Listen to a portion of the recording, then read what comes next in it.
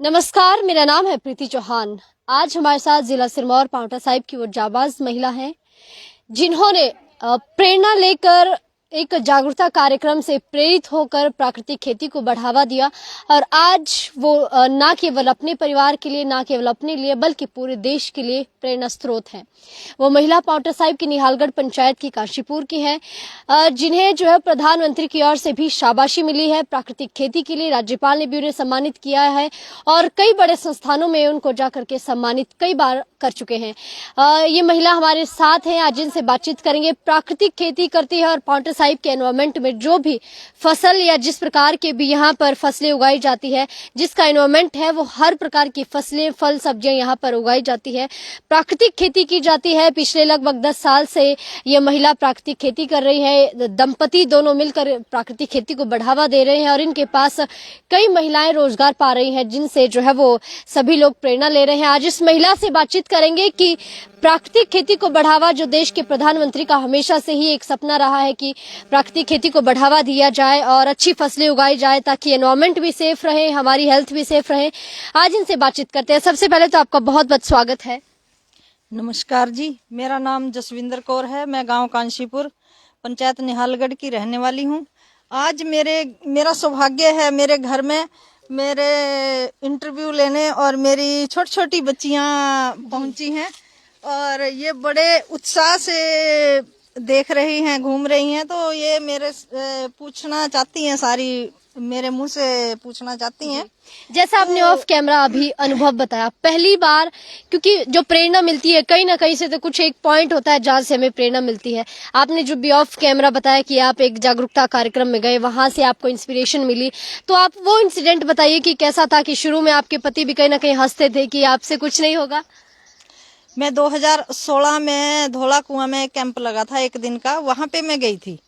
तो वहां पे मुझे जीवामृत बनाने के लिए बताया, पूरी विधि उन्होंने बताई। तो मैं जैसे घर में आके बोलने लगी, करने लगी, तो मेरे पास एक गाय थी, देसी गाय पहले ही।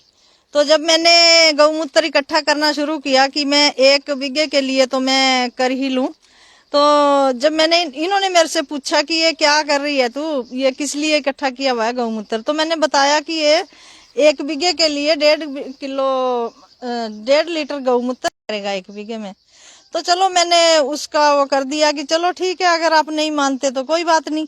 फिर 2 साल के बाद 2018 में फिर ऐसी एक ट्रेनिंग का मौका मिला।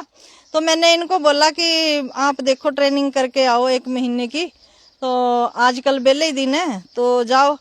तो फिर मैंने सोचा जाएंगे, पता नहीं जाएंगे, लेकिन सुबह उठ के ये तैयार हो गए, चले गए, कह रहे नहीं मैं जाके आऊंगा।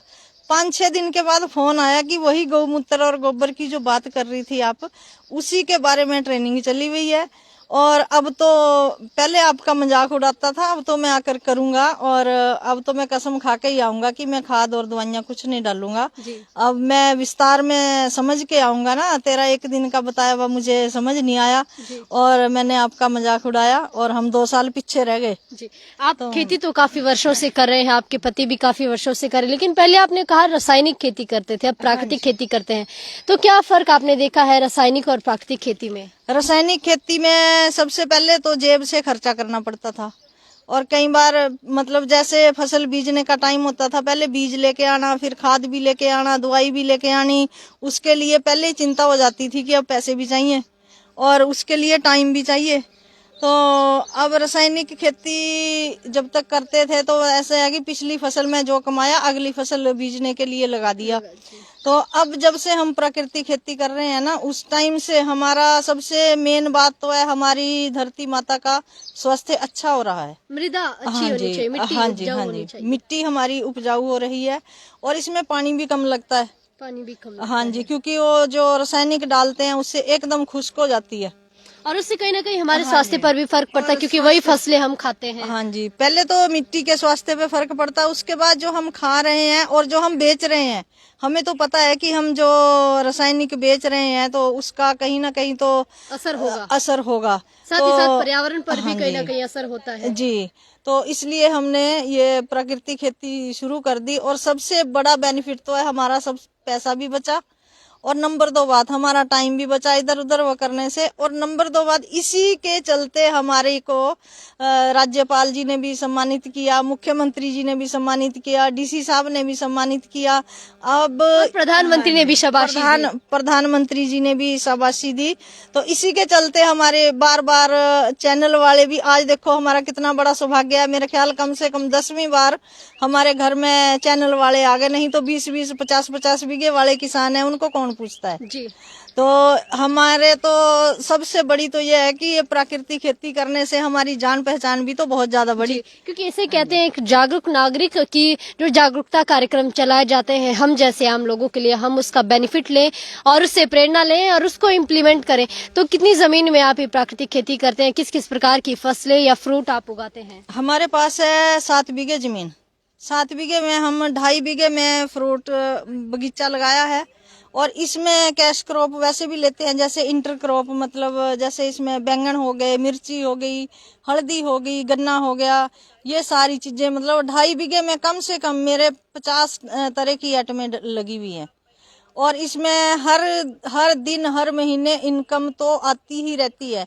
पहले होता था कि रासायनिक जब खेती करते थे तो पहले धान और मक्की और गन्ना, ये 3 ही फसलें थी। हम सोचते थे एक बार वो लगा दिया, 6 महीने इंतजार करना पड़ता था।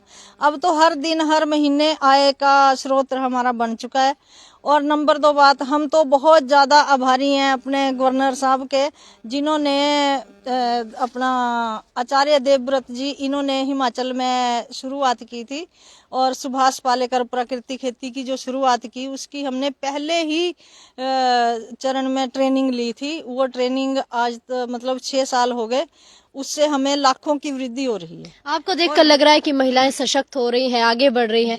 आपके पास बहुत सारी महिलाएं रोजगार भी पा रही हैं, आप उनसे भी काम करवा रही हैं, आपके पास वो काम ले रहे हैं। तो कितनी महिलाएं हैं, कितने लोग हैं जो आपके पास रोजगार पा रहे हैं प्राकृतिक खेती के माध्यम से? महिलाएं तो मेरे संपर्क में हजारों के हिसाब से हैं, लेकिन सैकड़ों तो प्राकृतिक खेती कर भी रही हैं और इनकम का साधन भी उनका बन चुका है।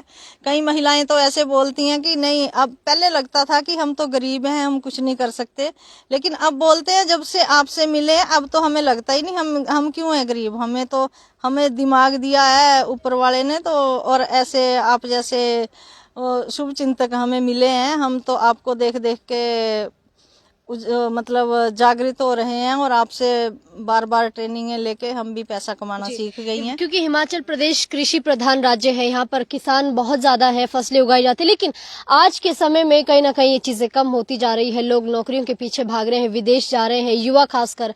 तो कैसे वो लोग भी खेती बाड़ी कर सकते हैं, कैसे प्राकृतिक खेती में युवा भी आ सकते हैं? कुछ इंस्पिरेशन उनके लिए भी?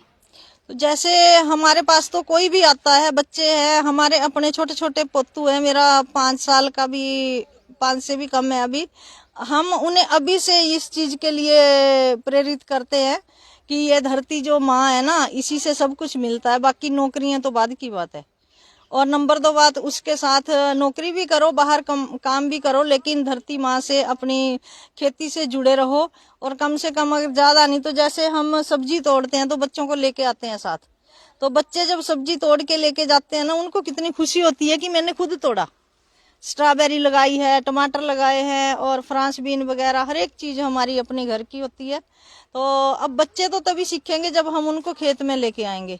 और अगर हम पहले ही बच्चों को बोलेंगे नहीं नहीं धूल में नहीं जाना है, मिट्टी में नहीं जाना है, तो बच्चों की आदत वैसी बनेगी। क्योंकि आजकल और मेरा जो बेटा है वो बीटेक है, मैकेनिकल इंजीनियर है, लेकिन वो सुबह सुबह उठा के पंप उठा के खेत में काम करता है, ट्रैक्टर चलाता है और अपनी गुड़ाई वगैरह हर एक चीज अपने खेतों में पूरा 2 घंटे सुबह सुबह पूरा काम करवाता है हमारे साथ, पूरा सहयोग देता है। कितनी मेहनत होती है, क्योंकि गर्मियां भी आ रही है, धूप भी बहुत होती है। मेहनत तो होती है, लेकिन अब बगीचे में जब छांव होती है, जब आप जैसे लोगों से मिलना होता है, तो मेहनत थकान तो सारी दूर हो जाती है कि हम देखो, हमें तो कितना बड़ा सौभाग्य मिला है कि हम तो मीडिया में हमें दुनिया देखती है। चलिए, क्योंकि आपने काम ही बहुत अच्छा किया है, आप बहुत अच्छा काम कर रहे हैं, आपका बहुत बहुत धन्यवाद है हमसे जुड़ने के लिए। तो मैं चाहूंगी कि हम आपको दिखाएं कि जो यहाँ पर प्राकृतिक खेती की जा रही है, इस बगीचे में विभिन्न प्रकार की फसलें, विभिन्न प्रकार के फल उगाए जाते हैं और न केवल अपने लिए बल्कि हजारों महिलाएं यहाँ से रोजगार भी पा रही हैं। और देश के प्रधानमंत्री का या सरकारों का जो हमेशा से सपना रहता है कि प्राकृतिक खेती को करना है, हमारे पर्यावरण को भी बचाना है, हमारी मृदा को भी बचाना है, तो ये एक सपना जो है यहाँ पर साकार होता नजर आ रहा है कि एक जागरूकता कार्यक्रम से किस प्रकार से एक महिला इंस्पायर होती है, घर में आकर उस जागरूकता कार्यक्रम से इंस्पायर होकर उसे इम्प्लीमेंट करते हैं।